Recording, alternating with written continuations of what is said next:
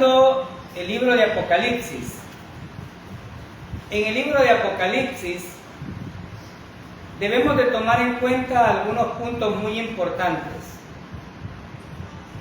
En el capítulo 1, a Juan se le reveló y le dijo: describe las cosas que has visto.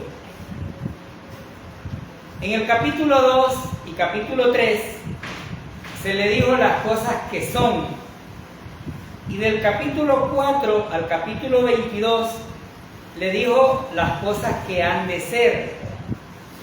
Estos acontecimientos nos marcan lo que todavía no ha sucedido. ¿Por qué aclaramos esto cuando estudiamos el libro de Apocalipsis? Porque podemos encontrar algún juego de palabras que probablemente alguien diga: ya pasaron, ya sucedieron. Pero estamos viendo que estos acontecimientos Dios los revela porque para Él no hay un futuro que no conozca. Su omnisciencia y su sabiduría le permite saber qué es lo que el creyente va a vivir y qué es lo que el mundo va a pasar. A veces creemos y decimos: ¿será cierto o no será cierto? Pero ese problema es porque ignoramos y minimizamos el poder que Dios tiene. Y aquí debemos de tomar en cuenta esto.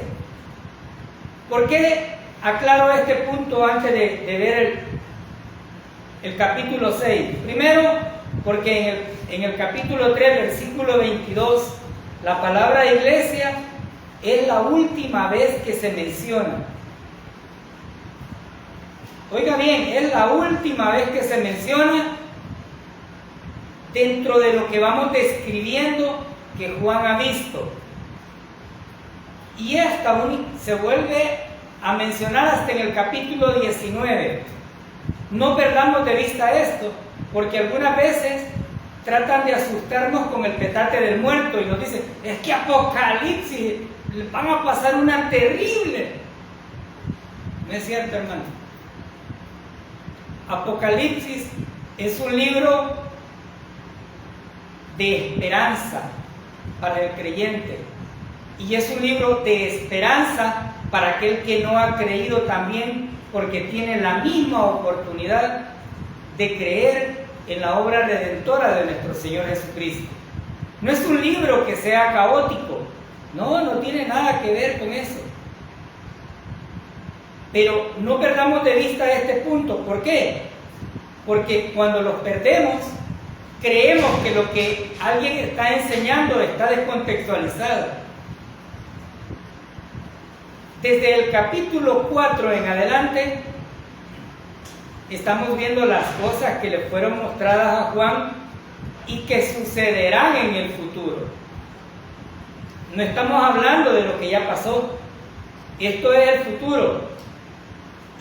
Y el hermano que me antecedió decía: Juan estaba en el Espíritu, porque en este cuerpo no podemos ver la santidad de Dios. Guardemos eso en nuestra mente. ¿Por qué digo esto? Porque todavía siguen saliendo en las redes sociales, en cualquiera de los medios, en alguna iglesia, alguien que dice que fue al cielo, pero también fue al infierno.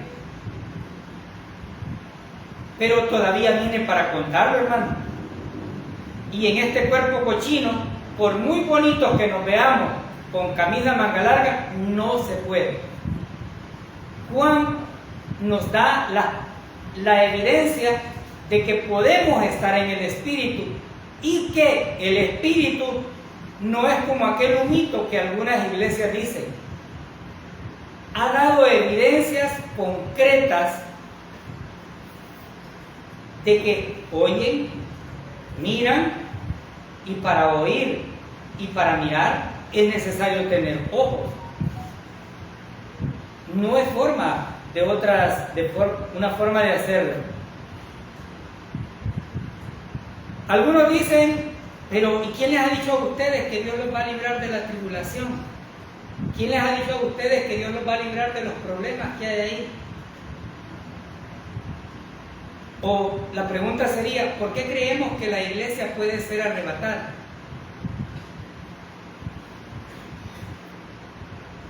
La Biblia dice que Dios no nos salvó para ira. Vayamos a Primera de Tesalonicenses, capítulo 5, versículos 9 y 10. Necesitamos contextualizar algo que no podemos pasar desapercibido antes de ver la parte de los sellos. Primera de Tesalonicenses, capítulo 5, versículo del 9 al 10. Dice la palabra de Dios: porque no nos ha puesto Dios para ira, sino para alcanzar salvación por medio de nuestro Señor Jesucristo, quien murió por nosotros, para que ya sea que velemos o que durmamos, vivamos juntamente con Él. Nosotros creemos que la iglesia ya fue arrebatada dentro de este contexto. Y digo arrebatada porque la palabra que aparece en la Biblia es arrebatamiento. Nosotros a veces utilizamos la palabra rapto porque hay versiones que también la utilizan. Pero esto nos dice que la iglesia no está en la tierra, porque Dios no nos ha puesto para ira. Pero recordemos, esto es el tiempo futuro, porque en uno de los comentarios que veíamos en las redes, decía alguien: ¿y si la iglesia está en el cielo, qué hacemos nosotros aquí? Pues cualquiera se desespera, hermano, y cae, y entonces pues, y si yo creí, ¿y qué hago aquí? Pues no, esto es para el futuro.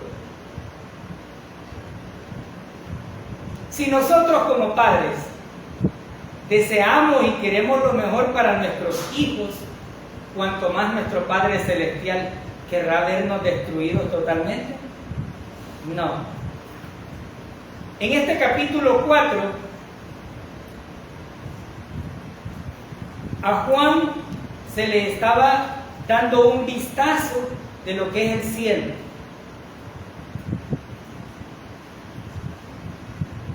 En el cielo se nos dice quiénes habitan. Hay 4 seres vivientes, hay 24 ancianos, y está el propósito por el cual Dios ha salvado a cada uno de los que han confiado en Él, la alabanza al Todopoderoso. En este mismo capítulo 4 se nos ilustró que hay una puerta, y esta puerta está abierta. Alguien dirá: ¿y para qué sirve una puerta en el cielo?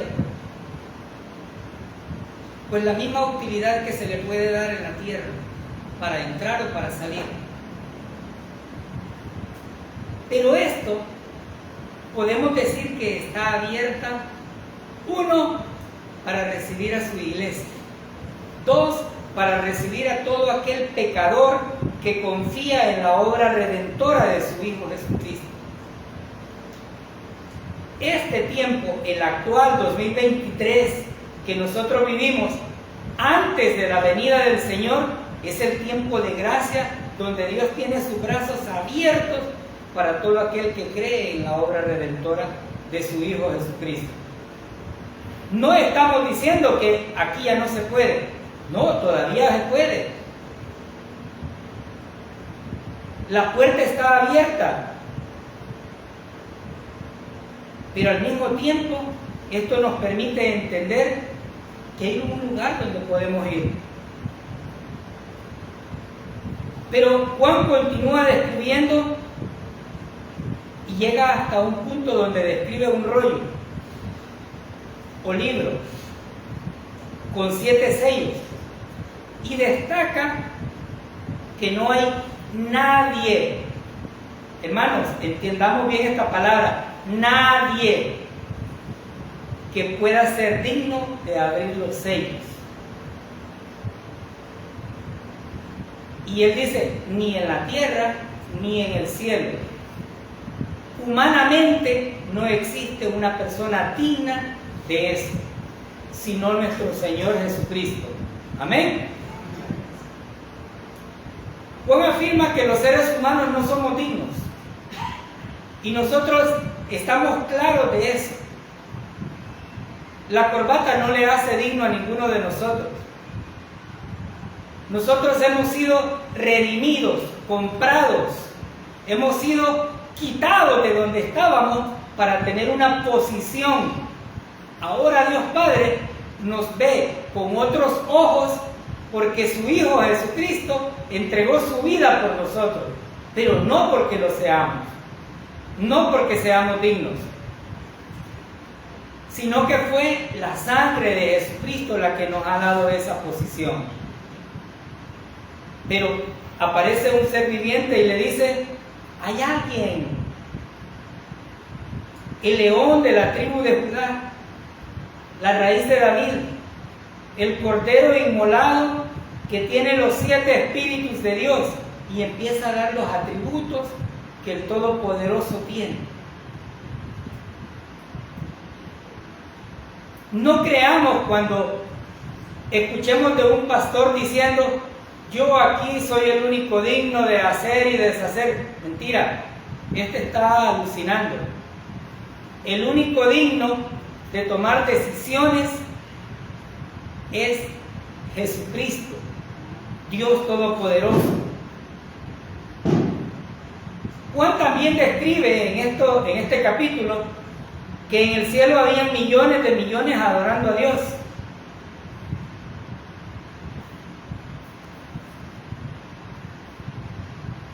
Y alguien dice: sí, es que son los angelitos que van naciendo. Hermano, los ángeles no se reproducen. Ahí nos han lavado tanto el cerebro los medios de comunicación, algunas iglesias, diciendo que hay angelitos chiquitos y hay angelitos grandecitos y todavía unos más grandotes.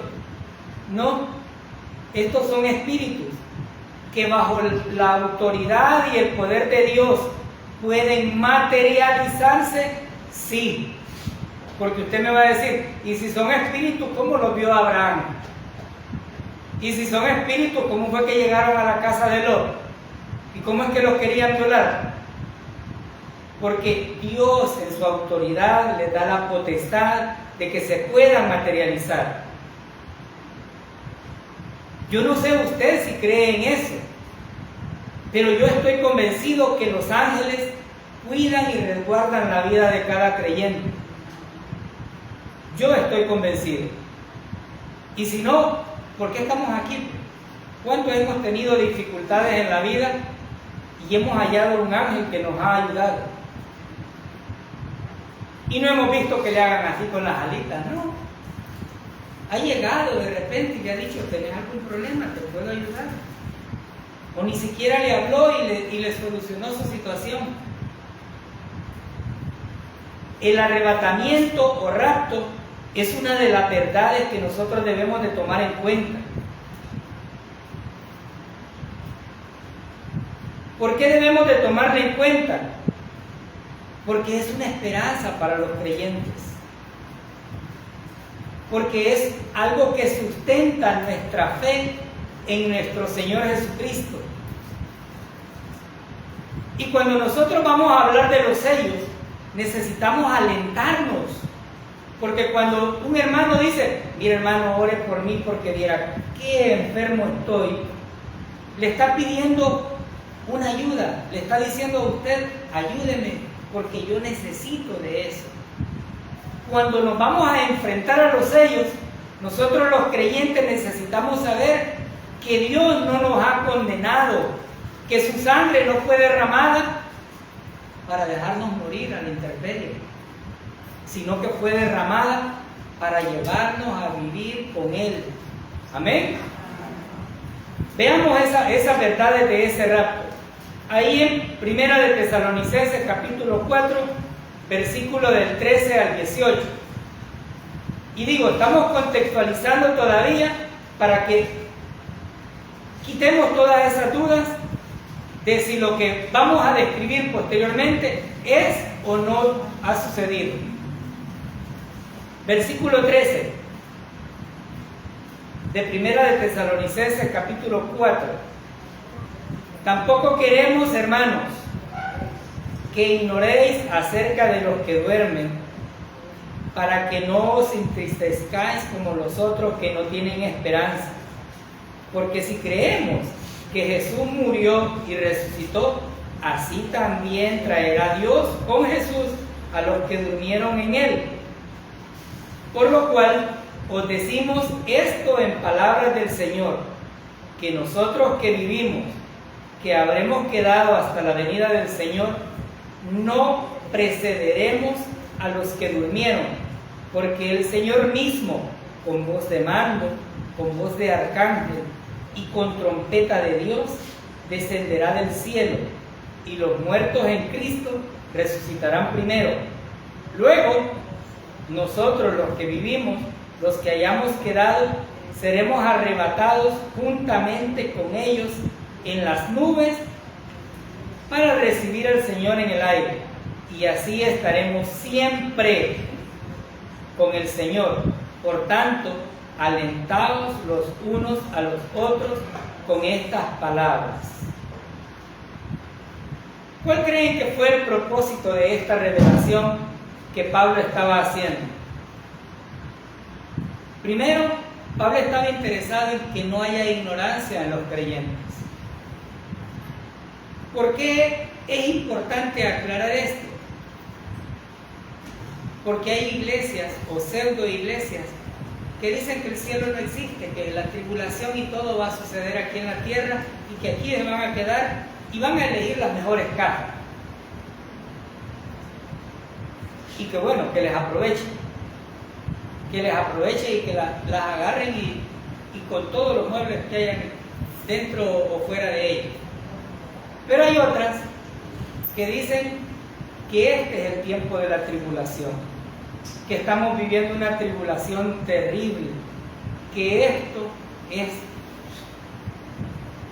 horrible. Y hay otros que creen que es un instante. Pablo, a través de la voz de Dios, dice: no seamos ignorantes. Hay algunos que duermen.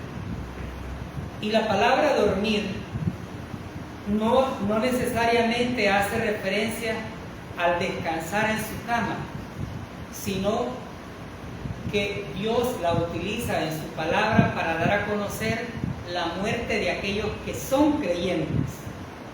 Porque para Dios estas personas no están muertas, duermen.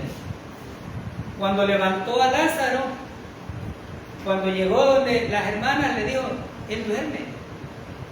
Pero las hermanas decían: está muerto, hasta ya de hedera el pobre. No, está dormido. Y esto nos da esperanzas a nosotros, porque tenemos familiares que ya murieron, que se fueron. Físicamente no los tenemos, pero si confiaron en la obra de nuestro Señor Jesucristo, están allá y los vamos a ver. ¿No les parece magnífico esto? Amén. Pero Pablo dice: estos duermen, así es que no debemos de estar tristes. Pero al mismo tiempo, Pablo nos da a conocer un punto de vista mental. El ser humano, a través de toda la historia, ha tratado de creer en aquello que mira. Y dice: a ver para creer. Pero la Biblia nos enseña que no es ese el principio, sino creer para poder ver. Esto renueva todas las neuronas, porque nosotros queremos tocar algo para poderlo sentir. Pero Pablo nos está dando una esperanza y un aliento, diciéndonos: estos nada más duermen. Pero también nos da un punto de vista emocional, para que no estemos tristes. Desde el punto de vista doctrinal, también Pablo nos está explicando que la muerte del creyente, la venida de Cristo, el arrebatamiento de la iglesia y el día del Señor están próximos. Y algo muy interesante en esto es que Dios reconoce dos tipos de personas. Y aquí eliminamos toda duda. Es que todos somos hijos de Dios. ¿Y cuál es el problema? No es cierto. Todos fuimos creados y somos criaturas de Dios. Pero hijos de Dios solamente son aquellos que han creído en esa obra perfecta y contundente, porque Dios le dio la potestad. Los abogados entienden que es la potestad. Es la autoridad, la aceptación de que nos hizo hijos porque creímos en la obra redentora de su Hijo Jesucristo. No todos somos hijos, pero todos los caminos van para Roma. Pues que se vayan para allá, pero para el cielo no todos los caminos llevan. El Señor dijo: yo soy el camino, la verdad y la vida. ¿Y quién? Nadie puede llegar a Él si no es por su obra. Entonces, iglesia, Pablo nos está alentando a través de esta carta, y no solamente apela al conocimiento, a las emociones, sino a las evidencias de lo que está sucediendo o de lo que va a suceder. Versículo 14 de Tesalonicenses: porque si creemos, ¿cuál es la condición?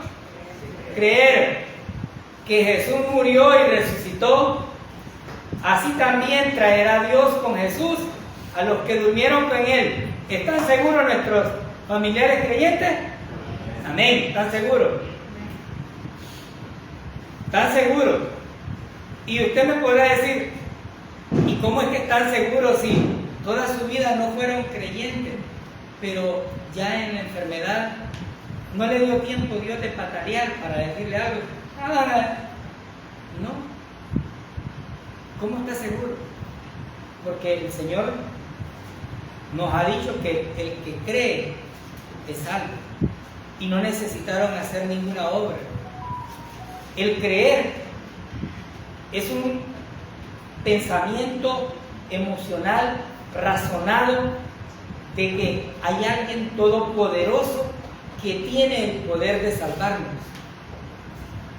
Y muchos de ellos han creído. Pablo dice que hay unos que no tienen esperanza. Y para ellos es el mensaje de hoy. Para aquellos que no tienen esperanza. Porque qué triste es para aquellos que humanamente en este tiempo creemos que vamos a estrenar al final de este año, pero si nos mandan el dinero de Estados Unidos. Pero a quienes no nos mandan nada, imagínense la esperanza que tenemos. Está muerta.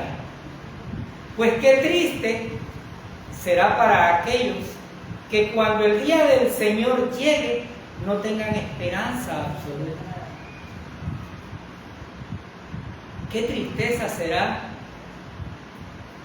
cuando desapareció la señora. ¿Y hoy quién me va a hacer la comida? Pero si yo iba a la iglesia, hermano, si yo ahí estaba, ¿sí?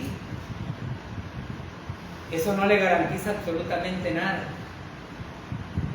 Hermano, pero si después la esposa y que no era en combo, como en la nevería, 2 por 1. No es en combo. La relación es personal. Si el esposo creyó y la esposa todavía sigue diciendo: no, después sí, espérenme, y Dios da tiempo, sí. Mire, tenga cuidado, no sea que mañana ya no esté vivo. El único requisito para morirse en este siglo XXI, en el año 2023, es estar vivo. Es el único requisito para morir. Y si no, vea usted las estadísticas. solo los ancianos están muriendo. No, jovencitos, caen. Y todo el mundo se pregunta, ¿y de qué murió? ¿Y qué le pasó? ¿Y que estaba enfermo? No, si comiéndose un pan estaba cuando ahí llegó. ¿Qué para aquellos que no tienen esperanza?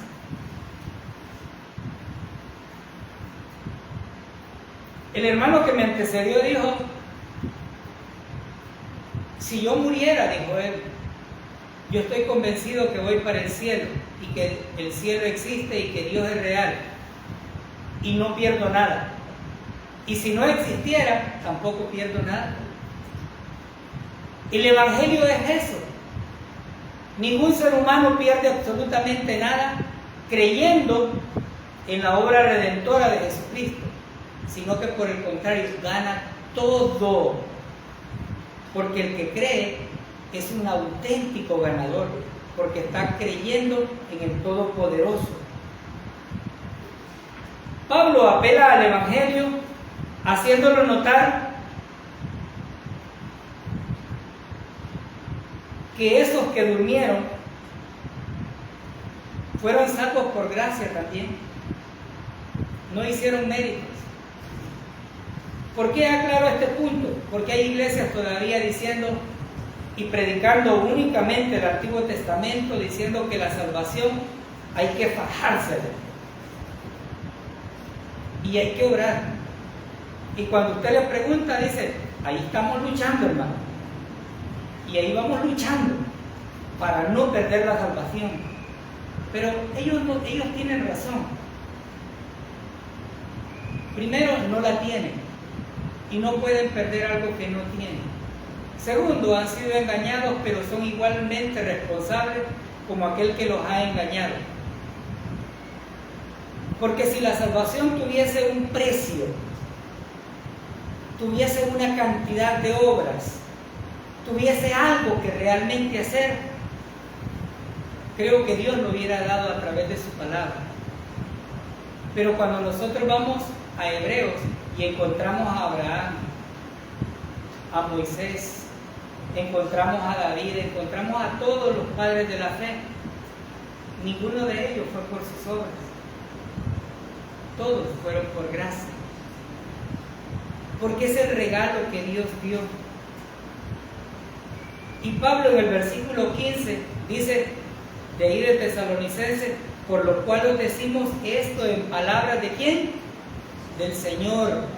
No es antojadizo lo que Pablo está escribiendo, sino que es Dios diciéndole, susurrándole al oído lo que quiere que su pueblo sepa, que nosotros que vivimos, que habremos quedado hasta la venida del Señor, no precederemos.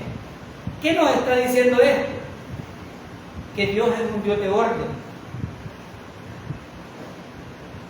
Dios no es un Dios de desórdenes. Dios ordena absolutamente todo y aquí lo está demostrando. Primero los que durmieron, después los que hayan quedado vivos.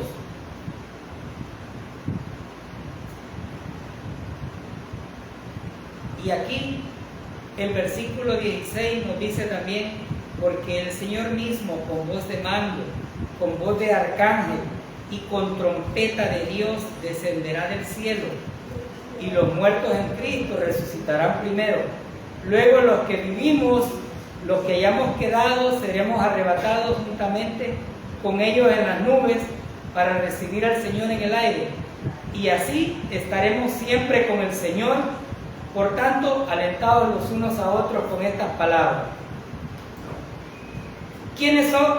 ¿Qué implica? ¿Qué proceso implica lo que Pablo está describiendo?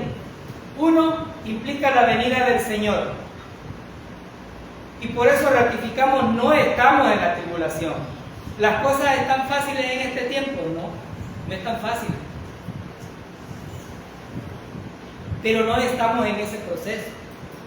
¿Qué más implica? La resurrección de aquellos que duermen en el Señor. Y todavía no ha sucedido. ¿Qué más implica esto? El arrebatamiento de la iglesia. La iglesia en el 2023 sigue todavía en pie.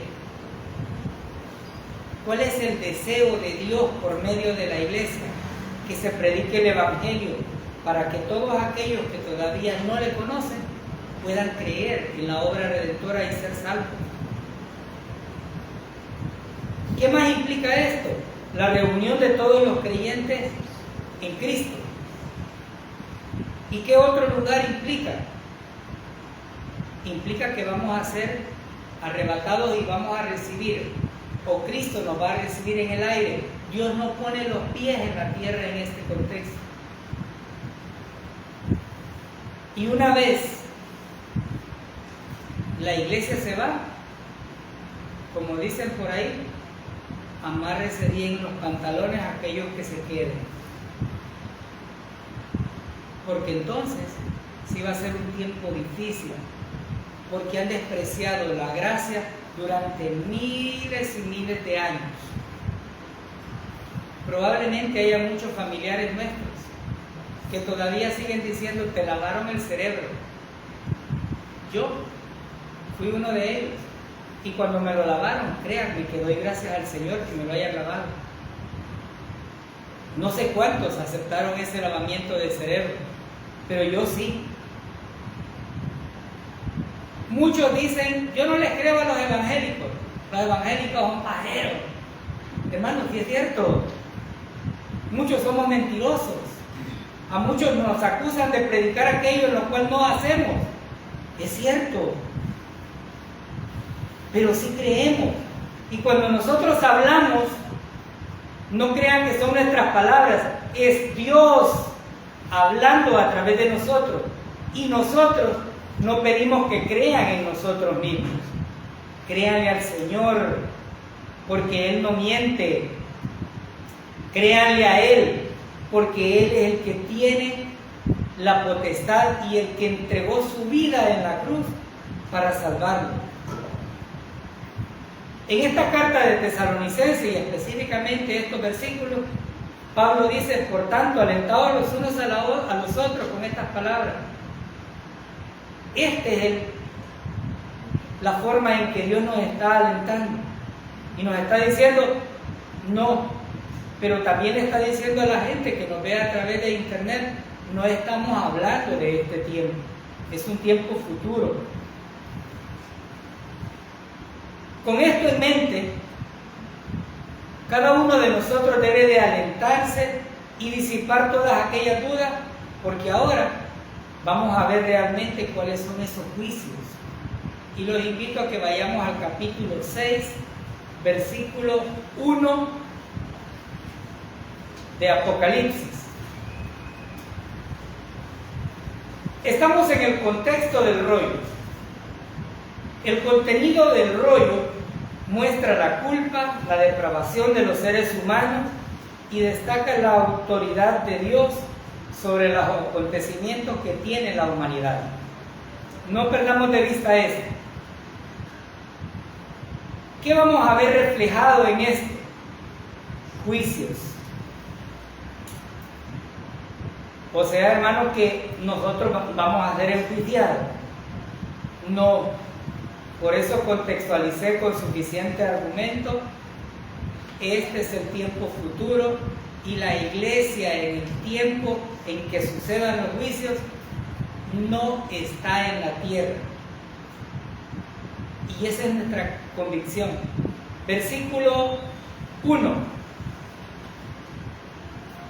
Vi cuando el Cordero abrió uno de los sellos, y oí a uno de los 4 seres vivientes decir con voz de trueno: ven y mira. ¿Qué privilegio le fue dado a Juan? Si nosotros, no habiendo visto, tenemos el privilegio de predicar la palabra, ¿qué privilegio le fue dado a Juan, que vio y enseñó y alentó? Juan dice que él vio cuando el Cordero abrió. Él escuchó. Juan no estaba soñando.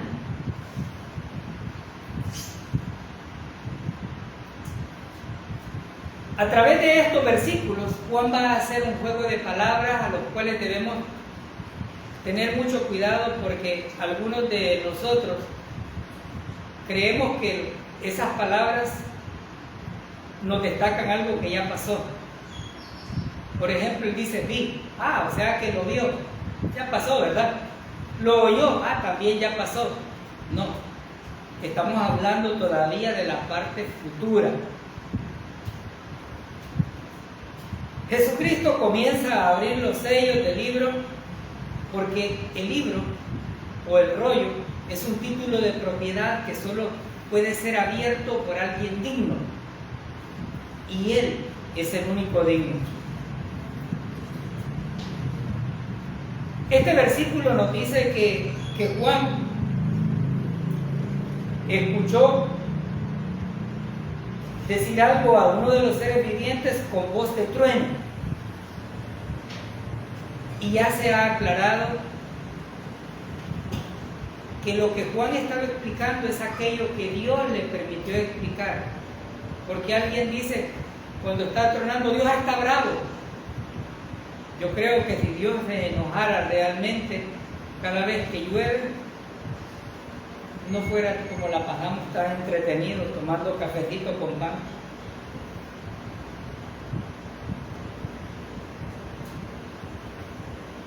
Él está tratando de explicar aquellas cosas para que entendamos cuánto poder existe en la voz. Pero si Dios hablase, incluso cuando hay truenos, ¿quiénes somos nosotros para decirle que no lo haga? Si Él dijo en su palabra, si yo me callara, o si ustedes se callaran, hasta las piedras. Y uno mira una piedra y dice, ¿qué me van a estar hablando de esta piedra? Sí, en su humanidad no habla, pero en el poder de Dios sí puede. Versículo 2. Y miré, y he aquí un caballo blanco, y el que lo montaba tenía un arco, y le fue dada una corona, y salió venciendo y para vencer. Cuando este sello es roto, en lugar de leer el rollo, Juan se le muestra el contenido. Se le ilustra qué es lo que va a haber. Y dice un caballo blanco. Este símbolo del caballo blanco generalmente es usado por un general conquistador. Algunos predicadores dicen es Jesucristo, porque Él va a venir en caballo blanco, y hacen referencia a algunas citas bíblicas en Ezequiel u otros libros de la Biblia. Pero dejemos que la palabra sea quien nos hable. Juan dice que hay una persona montada en el caballo blanco con un arco, pero no declara que tenga flechas. Esto nos muestra que Él tiene poder. Pero regresemos a ese versículo en la parte B, y le fue dada. Es decir, el poder no es de Él, el poder le fue dado. Sigamos viendo este punto. Este jinete tiene una corona que no es propia. Ya decíamos, le fue dada. Esto hace referencia al caballo blanco como símbolo de paz. Pero no es Jesucristo. Porque la paz verdadera únicamente vendrá cuando Cristo venga a reinar, y no cuando el ser humano quiera. A este hombre no solamente se le dio la autoridad y el poder de realizar tratados de paz, y ustedes oirán de repente que ya hay algunos países del Medio Oriente que quieren la paz con Israel,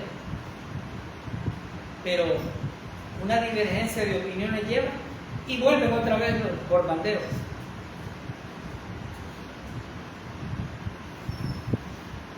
Hay quienes dicen, pero la guerra que tienen contra Israel no le hacen daño y ya se va a terminar. Algunos ven prodigios o evidencias y dicen, Dios está cerca, la venida de Dios está cerca. Sí, amén. Pablo la vio bien cerquita y hoy todavía la tenemos aún más cerca, pero guerras y rumores de guerra continuarán habiendo. La paz verdadera únicamente la dará el Señor Jesucristo y la ha dado a cada uno de los creyentes, porque usted y yo, aún en medio de las dificultades que nuestra vida tiene, sabemos que tenemos paz para con Dios y eso nos alienta. Entonces, la tribulación comienza con la firma de un tratado de paz en Israel, e Israel sigue en guerra. Y algunos dicen, no, pero es que la ONU va a solucionar esto. Humanamente no hay nada. La ONU es simplemente una institución humana que vela por sus intereses, y muchos de sus intereses son mezquinos y no tienen nada que ver con lo que Dios realmente quiere. No se puede hablar de paz sin antes el Espíritu Santo no estar en la vida del creyente, porque es el fruto del Espíritu. Alguien que no tiene el Espíritu Santo no puede tener paz.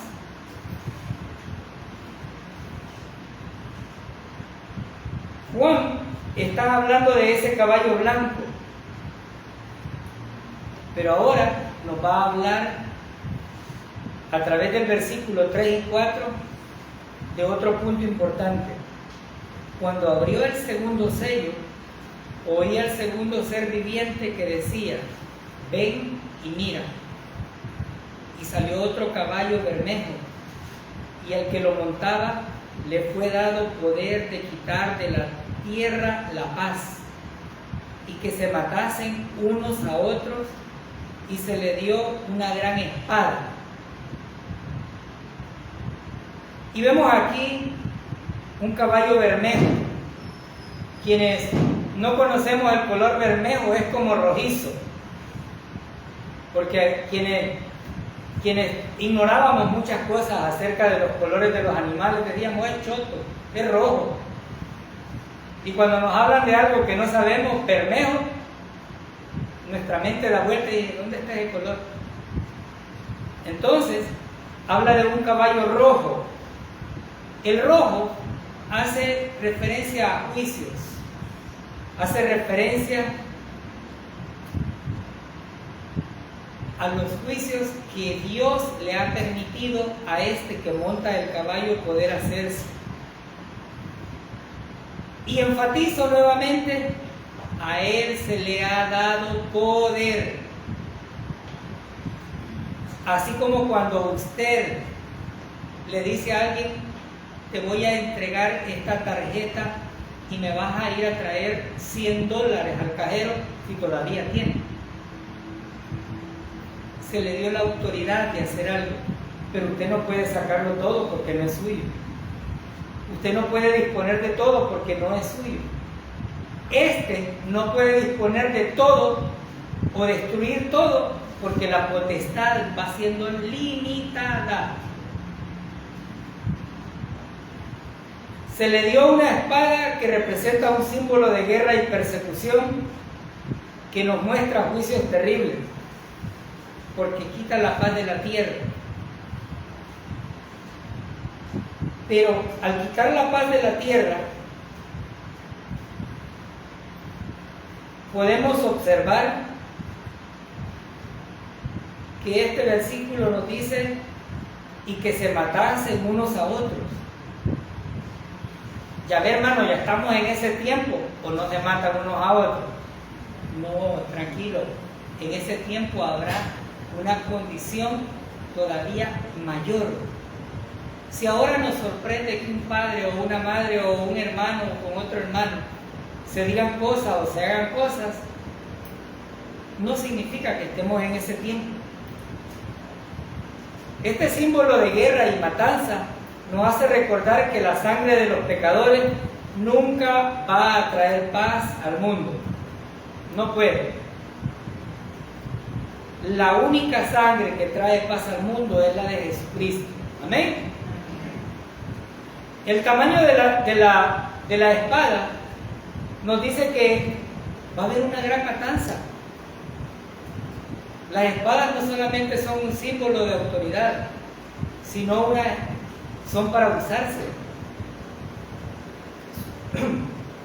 Si usted tiene un machete mojoso en su casa, hay un día que lo va a ocupar, aunque sea para picar la raja de leña que tiene ahí, pero tiene su propio uso. Juan nos continúa describiendo a este caballo y nos dice que se le dio al jinete una gran espada. Versículos 5 y 6.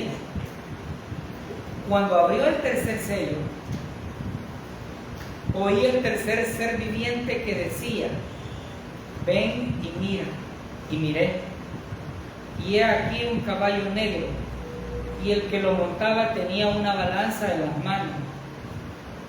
Y oí una voz que de en medio de los 4 seres vivientes que decía: 2 libras de trigo por un denario y 6 libras de cebada por un denario.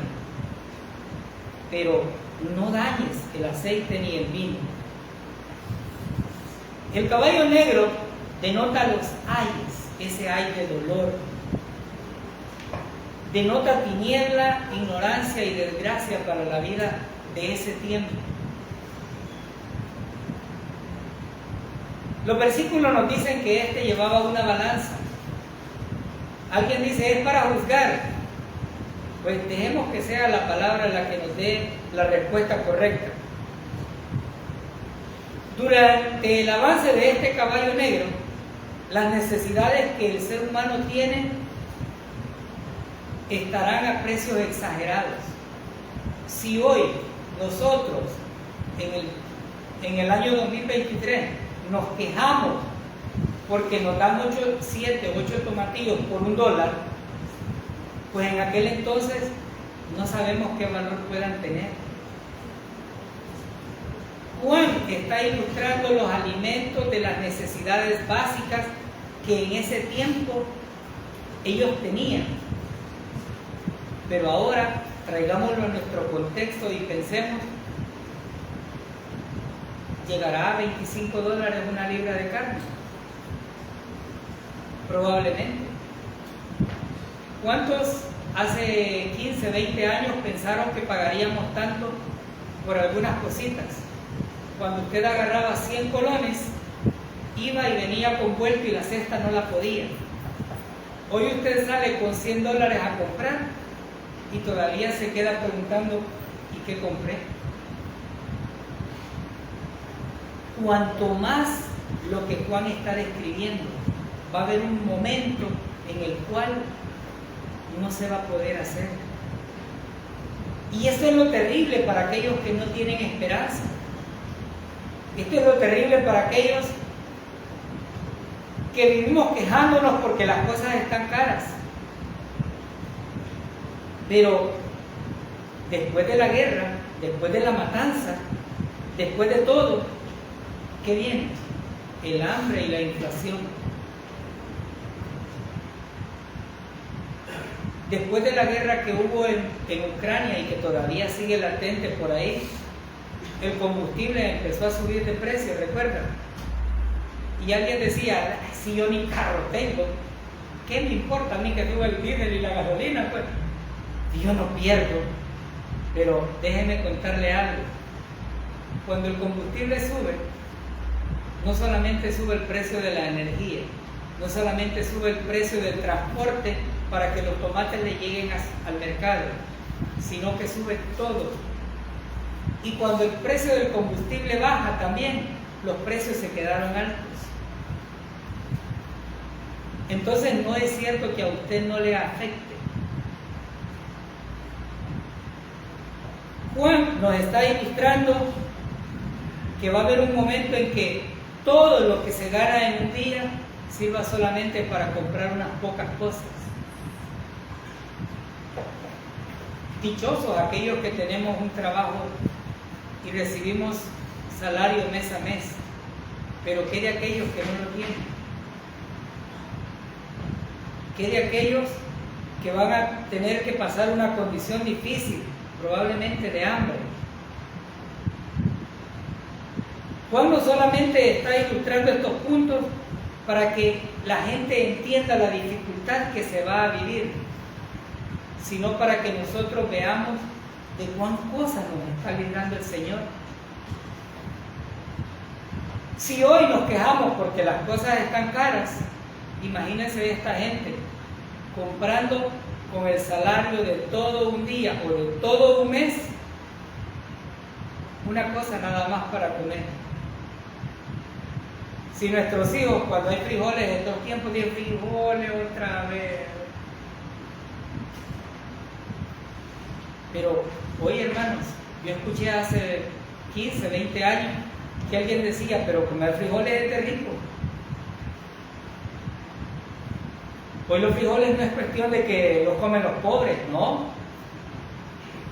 No todo el mundo tiene el dólar y algo para comprarlo. Entonces Juan nos está mostrando justamente esto, porque nos está hablando de que habrá una calamidad mundial, habrá una situación difícil, y bendito Dios, nosotros no vamos a estar ahí. Juan nos ilustra los sellos con las mismas palabras que Pablo dice: alentémonos. Alentémonos porque nosotros no estaremos en ese lugar. No estaremos en esas condiciones. Que está difícil la vida, ¿sí? No está fácil, pero nosotros no estaremos en ese momento de la tribulación. Hemos visto hasta este punto 5 versículos que nos ilustran 3 juicios: el caballo blanco, el caballo rojo y el caballo negro. Qué maravilloso es nuestro Dios mostrándonos aquellas cosas que van a suceder en el futuro. Y bendito y glorioso sea su nombre, porque nos dio la oportunidad de llegar a ser salvos. Porque si así como lo describe estos 3 caballos y la autoridad que le ha sido dada por Dios, créanme, no es nada fácil. Si como seres humanos somos tan quejosos, imagínense cuánto podrá suceder en aquel tiempo. Dios nos ha mostrado cuán grande es su amor y nos ha dicho día con día: los brazos para alcanzar la salvación están abiertos para todos aquellos que creen en la obra redentora de su Hijo Jesucristo. Nosotros merecíamos estar muertos. Nosotros merecíamos, como la gente dice en Chapeltique, estar en los peroles, que no existen. Pero ahí merecíamos estar, en la condenación. Pero Dios dijo: qué hermoso es mi creación. Le voy a enviar a un Salvador. Y la gente en este mes de diciembre dice: van a ser el niño Dios. Pero Dios ya vino. Y Dios se encarnó para saber nuestras necesidades. Y vio que somos impotentes para poder salvarnos a nosotros mismos.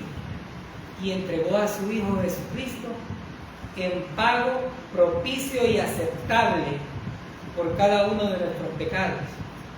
Más que querer celebrar una Navidad o un nacimiento, los seres humanos deberían de celebrar que Dios nos ama y que ha dado su vida para que seamos salvos, y que el único requisito que ha pedido es que creamos en su obra redentora. No más. Por eso nosotros no nos cansamos de decir: hoy es el día aceptable, hoy es el día de salvación, No hay mañana. Pruebe con Dios, usted no va a perder absolutamente nada.